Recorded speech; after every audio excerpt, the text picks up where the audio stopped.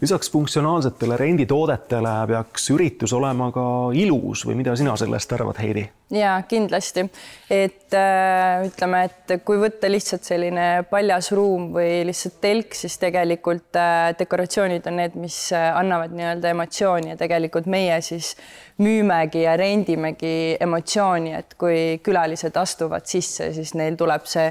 erineva temaatikaga näiteks välja selline hea feeling terveks õhtuks, et kas see on siis, ma ei tea, Brasiilia teemaline või on see kuld või noh, mis iganes, neid võimalusi on nagu hästi-hästi palju. Ja õnneks on Eesti kliendid on sellised, et nad tahavad pigem ekstravagantsed, nad tahavad midagi teistsugust, et nagu me näemegi, et me oleme siin testiga pannud kokku siis 5-meetrise läbimõõduga planeedi, mis meil läheb 2 nädala pärast välja, et teemaks oli Mars ja selline fututeemaline, et me üritamegi niimoodi, et meil oleks nagu hästi palju erinevat pakkuda just sellist, mida Eestis nagu ei ole. Ja samas meie siis teeme hästi palju erinevaid lilleseadeid just kunstlilledega, et see on natukene, inimesed natuke kardavad seda, kuna nad mäletavad, et vanasti oli kunstlille oli väga-väga halva kvaliteediga, et tänapäeval on see, et me tellime Hollandist väga palju oma kaupa. Leedust neil on juba otse tehased olemas, et kui seda kvaliteeti vaadata, siis me kombineerime tegelikult hästi palju elus lilledega. Just, et see suvi oli meil super palju sündmusi, kus oli niimoodi, et meil oli kunst oli põhjaks ja me panime näiteks elus lilli ja taimi panime juurde ja tegelikult külalised ei saanud enam nagu aru ja me pakume kliendile nii-öelda renti. Me oleme ühed ainukesed, kes tegelikult Eestis pakuvad püsidekoratsioone, et linnapildis me oleme juba see aasta natuke rohkem välja tulnud, et Balti jaama näiteks turu sügisvärav,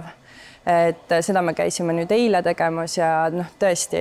et me teeme sinna täiesti käsitsi, meil on kunstnik olemas, kes käsitsi penoplastist teeb näiteks suured mesimummud, paneb käsitsi sinna kõik külge, ta värvib käsitsi.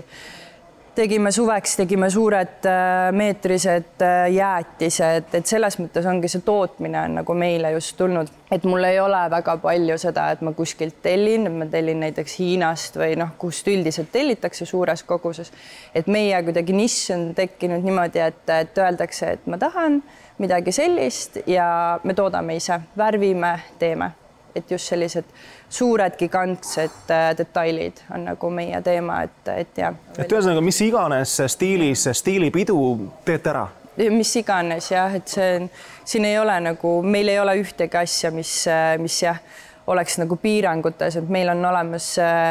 metallipoisid, kes teevad nii-öelda metallitööd, meil on olemas puupoisid, kes teevad puutöid, meil on nagu tüdrukud, et